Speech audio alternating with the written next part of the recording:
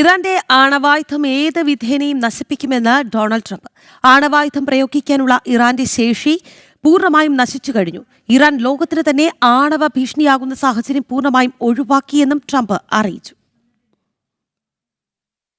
ഇറാന്റെ ആണവായുധ ശേഖരം പരസ്പര ധാരണയിലൂടെയോ അല്ലെങ്കിൽ സൈനിക നടപടിയിലൂടെയോ അവസാനിപ്പിക്കുമെന്ന സൂചനയാണ് ഡൊണാൾഡ് ട്രംപ് നൽകുന്നത്. ആണവായുധം പ്രയോഗിക്കാനുള്ള ശേഷി പൂർണ്ണമായും ഇറാന് നശിച്ചു കഴിഞ്ഞുവെന്നും അദ്ദേഹം പറഞ്ഞു. ആണവ ഭീഷണി ഒഴിവാക്കുക എന്നതാണ് അമേരിക്കയുടെ ആത്യന്തിക ലക്ഷ്യമെന്നും ട്രംപ് വ്യക്തമാക്കി.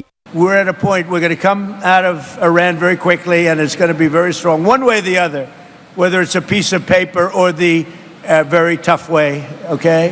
The very tough way is maybe the easier way.